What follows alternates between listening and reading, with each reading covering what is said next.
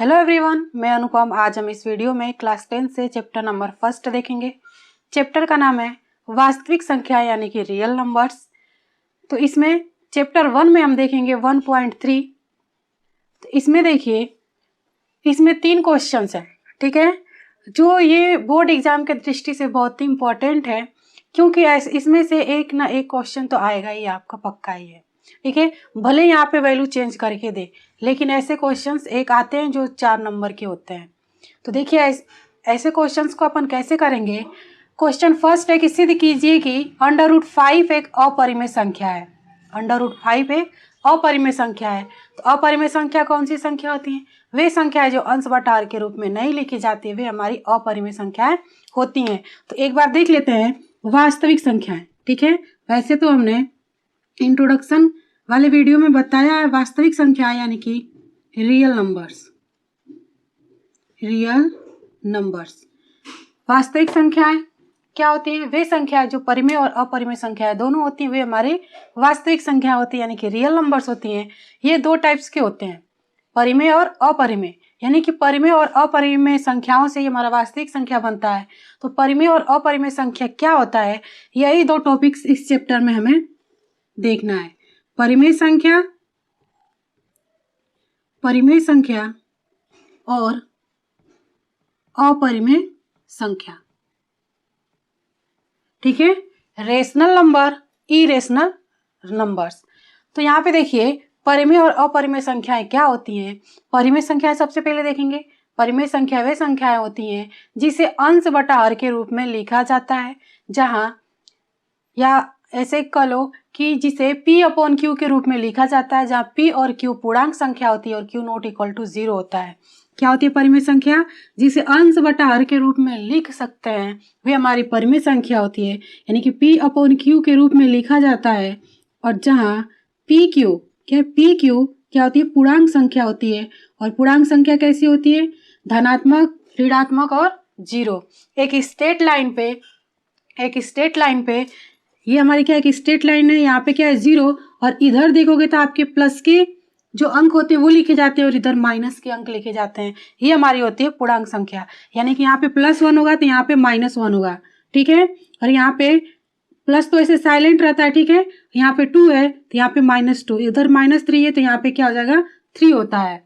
यानी कि इस साइड जो है, लेफ्ट साइड जो हमारा प्लस का चिन्ह होता है और राइट साइड माइनस का चिन्ह होता है, बीच में 0 होता है। तो पूर्णांक संख्या वे संख्या होती है जो प्लस, धनात्मक, ऋणात्मक और 0 तीनों होती हैं, वो हमारी क्या होती है? पूर्णांक संख्या होती है। और Q की वैल्यू कभी भी 0 न हो, Q नॉट इक्वल टू 0 हो, यानी कि जो हर हो उसका जो मान होगा वो कभी भी 0 न हो, तो वो हमारी कहलाएगी परिमेय संख्या है।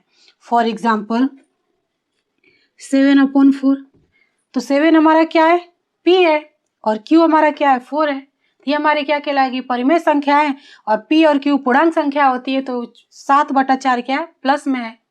तो पूर्णांक संख्या धनात्मक, ऋणात्मक और 0, तो यहाँ पे क्या है? धनात्मक है। तो ये हमारी हो गई परिमेय संख्या। और आप लिख सकते हो -5/2। ये भी हमारी क्या कहलाएगी? परिमेय संख्या कहलाएगी, क्योंकि P/Q के रूप में, अंश बटा हर के रूप में लिखा हुआ है, ठीक है। अगर मैं ले लूँ 0/4,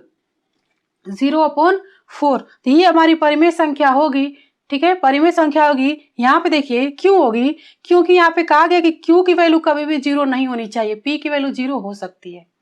अगर मैं 4/0 लूँ तो ये हमारी परिमेय संख्या नहीं होगी, बट ये हमारी परिमेय संख्या होगी।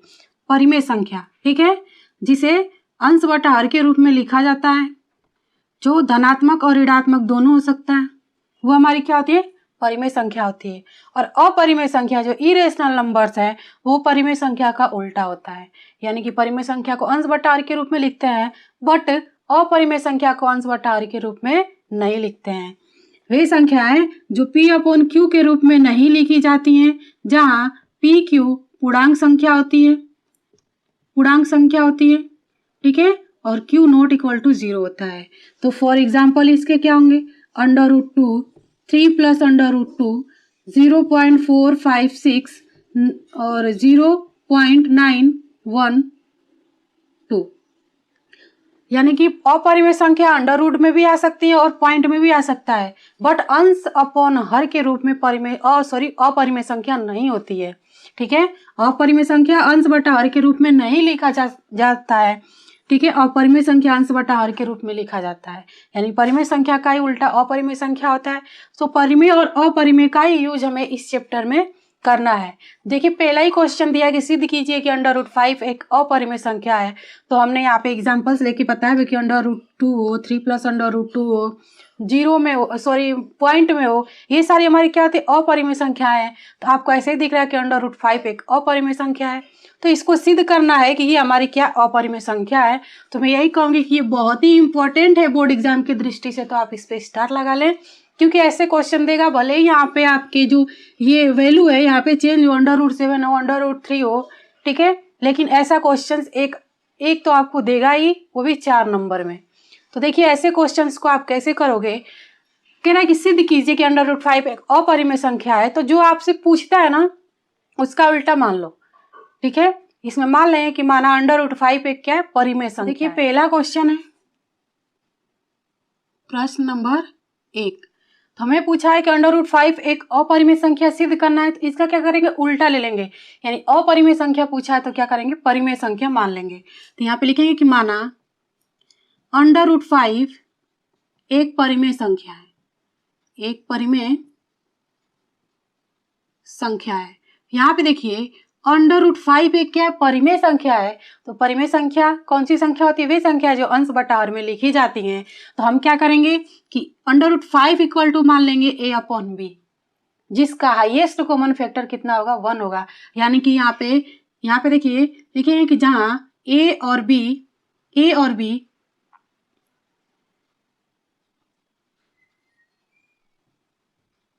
सौभाज्य है। सौभाज्य का क्या मतलब होता है कि वे संख्या है जिसका महत्तम समापवर्तक यानी कि हाईएस्ट कॉमन फैक्टर कितना हो, केवल 1 हो। कितना हो, केवल 1 हो। जिसका HCF कितना हो, केवल 1 हो, वो हमारा सौभाज्य कहलाता है। ठीक है, तो हमने a अपॉन बी मान लिया अंडर रूट 5 इक्वल टू। अब क्या करेंगे कि दोनों पक्षों में वर्ग कर देंगे। दोनों पक्षों में वर्ग करने पर तो क्या मिलेगा, दोनों पक्षों में क्या कर देंगे, वर्ग कर देंगे। ठीक है, तो यहां से जो अंडर रूट है वो स्क्वायर से कट जाएगा, तो इधर मिलेगा 5 और इधर मिलेगा a square upon B square. यहाँ पे कुछ नहीं तो क्या है, 1 है। अब तिर्यक मल्टीप्लाई कर देंगे। ठीक है, ये क्या आ जाएगा, 5b स्क्वायर, 5 का b स्क्वायर में करेंगे तो 5b स्क्वायर, और a स्क्वायर का 1 में करेंगे तो क्या आएगा, a स्क्वायर।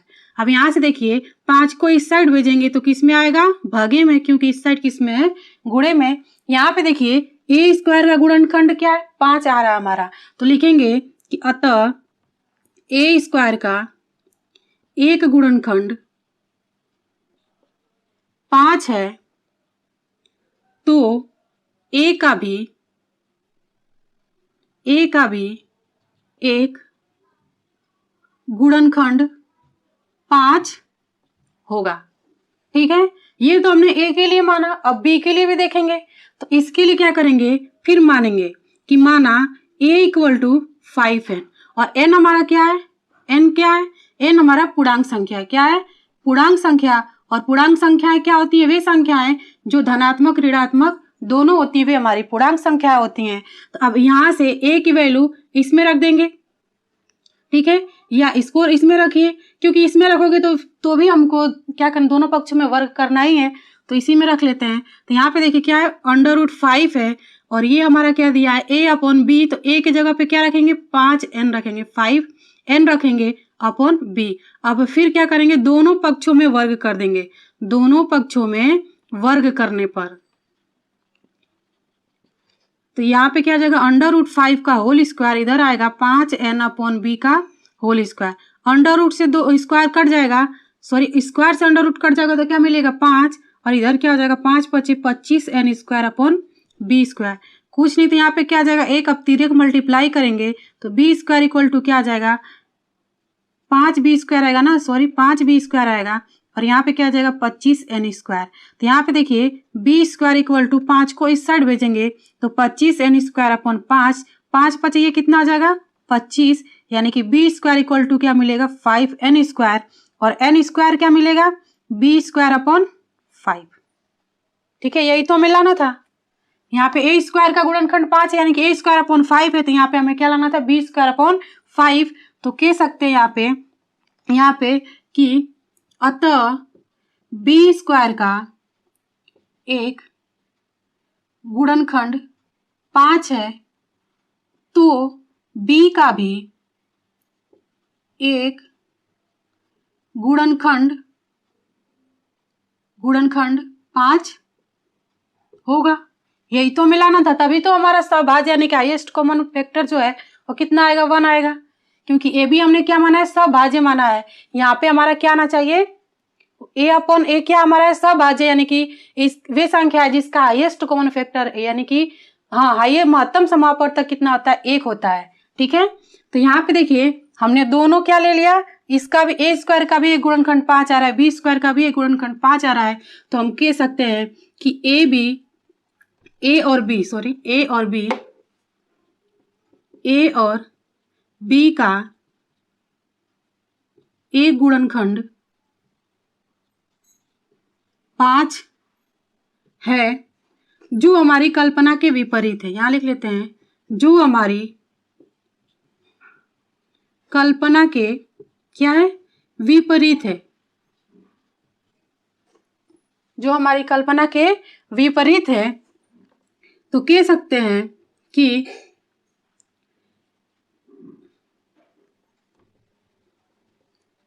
चूंकि लिख लेते हैं, चूंकि ए और बी में एक के अतिरिक्त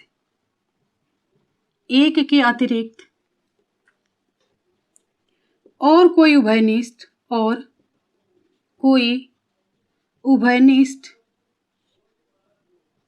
नहीं होगा,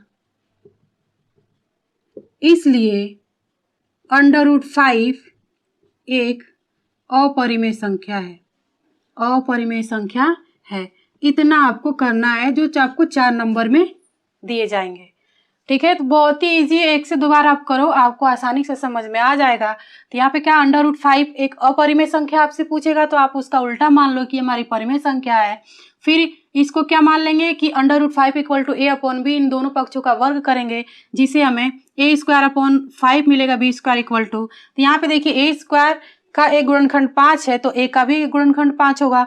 फिर क्या करेंगे a इक्वल टू 5n मान लेंगे। क्यों मानेंगे, क्योंकि हमें अभी हमने तो a² का एक गुणनखंड 5 हमने दिखाया, हमें b का भी दिखाना है, इसलिए a इक्वल टू 5n मान लेंगे। और n हमारी क्या पूर्णांक संख्या है जो धनात्मक ऋणात्मक दोनों होती है।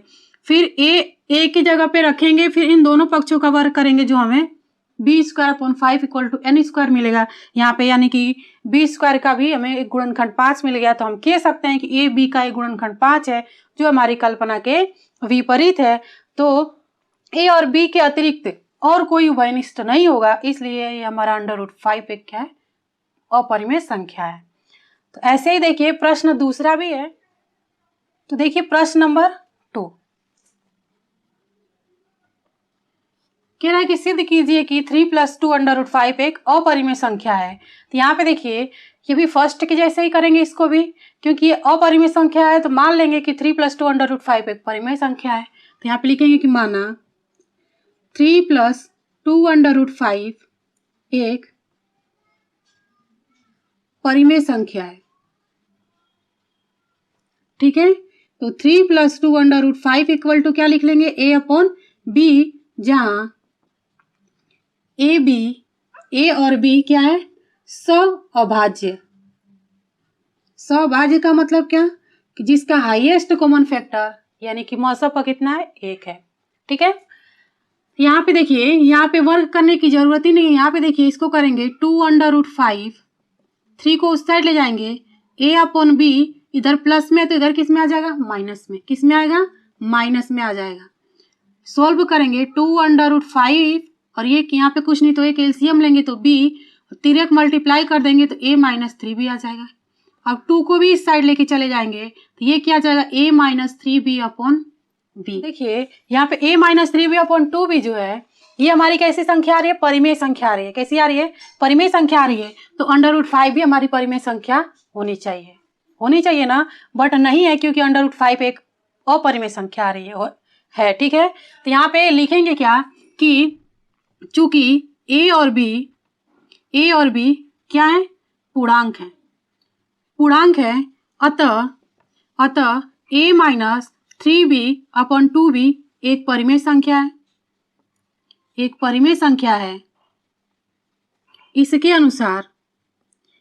अनुसार √5 भी एक परिमेय संख्या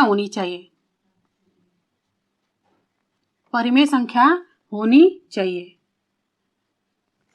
लेकिन या परंतु √5 एक अपरिमेय संख्या है जो हमारी कल्पना के त्रुटिपूर्ण है कि 3 + 2 √5 एक परिमेय संख्या है। इसलिए 3 + 2 √5 एक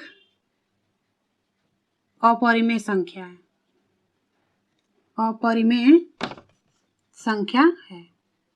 ठीक है, यानी कहने का मतलब ये है कि 3 + 2 √5 जो हमने परिमेय संख्या माना है ये त्रुटिपूर्ण है कि हमारी परिमेय संख्या है। लेकिन ठीक है, तो देखिए फिर से हमसे पूछा था अपरिमेय संख्या, बट हमने माना क्या, उसका उल्टा मानेंगे। तो हमने मान लिया कि 3 + 2 √5 एक परिमेय संख्या है। तो यहाँ से हमने √5 = a - 3b/2b हमारा आया। जो हमारा a - 3b/2b कैसी आ रही संख्या, परिमेय संख्या आ रही है। बट √5 भी हमारी परिमेय संख्या होनी चाहिए थी, बट यहाँ पे √5 हमारी परिमेय संख्या नहीं है। इसके अनुसार किसके, a - 3b/2b के अनुसार, इसलिए √5 एक हमारी अपरिमेय संख्या होगी। ठीक है, जो हमारी कल्पना के त्रुटिपूर्ण है कि 3 + 2 √5 एक परिमेय संख्या है, इसलिए 3 + 2 √5 जो है ये हमारी अपरिमेय संख्या होगी। ये क्या थ्योरी पे है। ठीक है, जितने अच्छे से आप लिखोगे उतने अच्छे आपके नंबर्स। प्रश्न तीसरे का पहला क्या, 1/√2। तो हमने क्या पढ़ा है कि अगर हमें अपरिमेय संख्या दे तो हम उसका उल्टा मान लेंगे कि हमारी परिमेय संख्या है। तो मानेंगे कि माना 1/√2 एक परिमेय संख्या है। और परिमेय संख्या कैसी होती है, जिसे अंश बटा हर के रूप में लिख सकते हैं। तो क्या 1/√2 को a = a/b लिख सकते हैं। ठीक है, तो जहां a और b क्या है, a और b सभाज्य है। जहां a और b अभाज्य है और b ≠ 0 है। सभाज्य का मतलब हाईएस्ट कॉमन फैक्टर कितना हो, 1 हो। वे संख्याएं जिसका हाईएस्ट कॉमन फैक्टर 1 हो, यानी कि महत्तम समापवर्तक 1 हो, वो हमारा सभाज्य कहलाता है। ठीक है, और b ≠ 0 क्योंकि परिमेय संख्या में हर कभी भी 0 नहीं होना चाहिए। ठीक है ना, तो यहाँ पे देखिए तिरक मल्टीप्लाई करेंगे तो यहाँ मिलेगा √2a = b। तो यहाँ से देखिए ये √2b को इस साइड लाएंगे तो a को इस साइड लेके आएंगे, a को इस साइड लाएंगे तो b/a। यहाँ पे देखिए b/a जो है ये आपको कैसा दिख रहा है, एक परिमेय संख्या दिख रहा है। ठीक है, क्या दिख रहा है, एक परिमेय संख्या दिख रहा है, वो भी कैसा, पूर्णांक दिख रहा है, धनात्मक दिख रहा है। और ये हमारा क्या है, √2 है, ये हमारा अपरिमेय संख्या दिख रहा है। तो अब इसको लिखोगे कैसे, आप लिखोगे कि चूंकि a और b क्या है, पूर्णांक संख्या है। ठीक है, अतः b/a एक परिमेय संख्या है, एक प्रमेय संख्या है। इसके अनुसार हमारा √2 भी परिमेय संख्या होना चाहिए। तो इसको भी लिखेंगे कि इसके अनुसार √2 भी एक प्रमेय संख्या होनी चाहिए।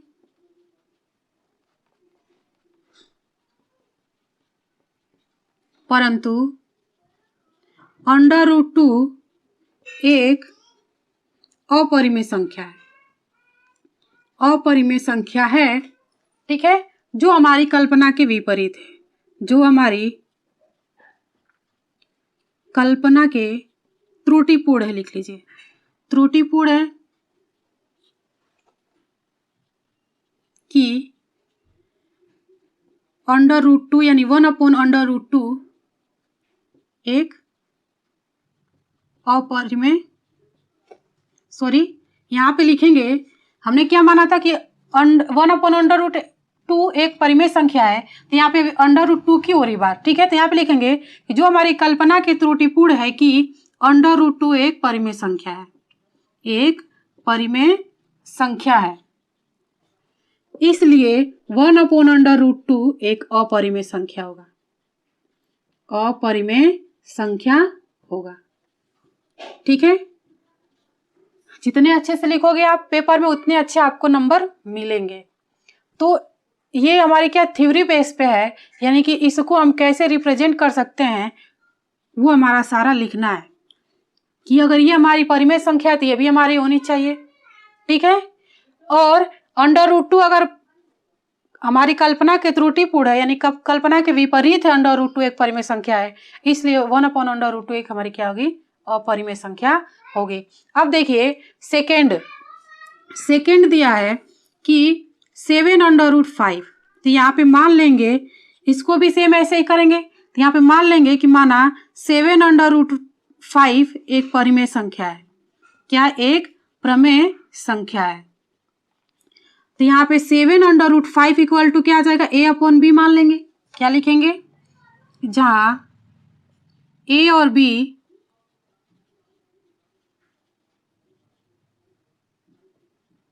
सअभाज्य संख्या है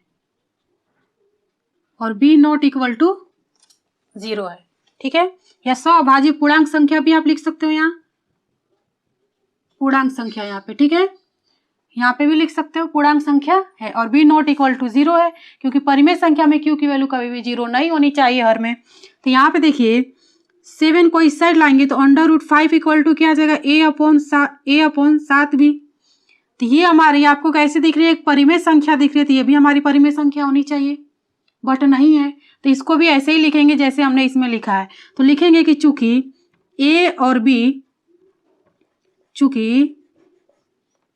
a और b कैसी हैं, पूर्णांक है, अतः a अपॉन 7b एक परिमेय संख्या है, एक प्रमेय संख्या है। इसके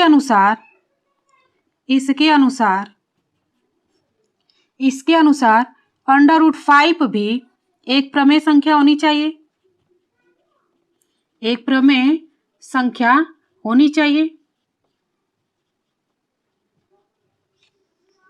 यहां पे लिख लेंगे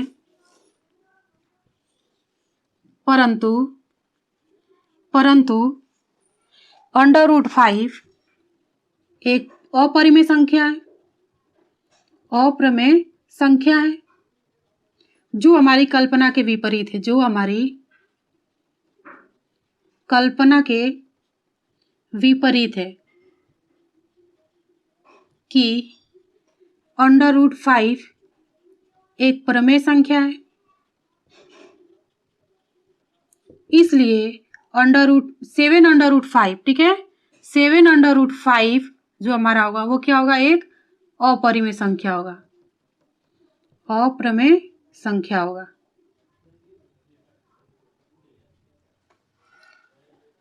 ठीक है ना। अब तीसरा है कि 6 प्लस अंडर रूट 2, ये भी सेम ऐसे ही है। तो यहाँ पे लिखेंगे कि माना 6 प्लस अंडर रूट 2 एक प्रमेय संख्या है। क्या है, प्रमेय संख्या है, क्योंकि हमसे सिद्ध करना है हमें कि हमारी क्या अपरिमेय संख्या है। तो अपरिमेय संख्या पूछेगा तो क्या ले लेंगे कि मान लेंगे कि हमारी परिमेय संख्या है। तो यहाँ पे देखिए ऐसे ही आपको दिख रहा है कि 1 upon under root 2, 7 under root 5, 6 plus under root 2 हमारी अपरिमेय संख्या है। तो यहाँ पे देखिए क्या करेंगे कि 6 plus under root 2 equal to a upon b लिख लेंगे और यहाँ पे लिखेंगे कि जहाँ a और b क्या है, सभाज्य पूर्णांक संख्या है और b नॉट इक्वल टू 0 है। ठीक है ना। तो यहां से 6 को उस साइड ले जाएंगे तो यहाँ पे क्या आ जाएगा, under root 2 equal to a upon b। 6 को इस साइड लाएंगे तो -6। सोल्व करेंगे तो एलसीएम लेंगे तो b तिरक मल्टीप्लाई कर देंगे तो a माइनस 6b। तो यहाँ पे देखिए a minus 6b upon b क्या है, एक प्रमेय संख्या दिख रही है, बट ये हमारी परिमेय संख्या नहीं है। तो इसके अनुसार ये भी हमारी परिमेय संख्या होनी चाहिए। तो लिखेंगे कि चूंकि a और b पूर्णांक संख्या है,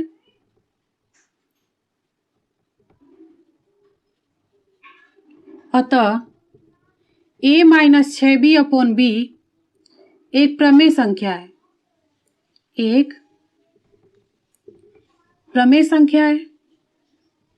इसके अनुसार अंडर रूट 2 भी एक प्रमेय संख्या होनी चाहिए,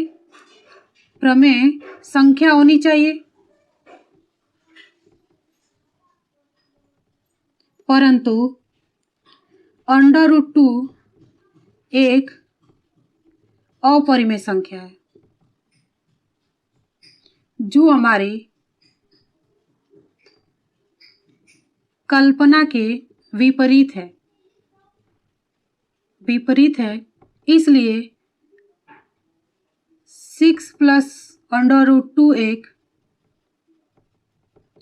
अपरिमेय संख्या है। ठीक है। इसमें जितना आप इसको जैसे बना के लिख सकते हो उतना अच्छा रहेगा, क्योंकि ए भी हमारी पूर्णांक संख्या है। क्योंकि परिमेय संख्या जिसे हम अंश बटा हर के रूप में हम लिख सकते हैं, और जो b नॉट इक्वल टू 0 यानी कि हर कभी भी 0 नहीं होना चाहिए। तो यहाँ पे दिख रहा है कि a minus 6b upon b एक ऐसी संख्या दिख रही है आपको, एक परिमेय संख्या दिख रही है। तो इसके अनुसार अंडर रूट 2 भी हमारी परिमेय संख्या होनी चाहिए, बट अंडर रूट 2 हमारी परिमेय संख्या नहीं है।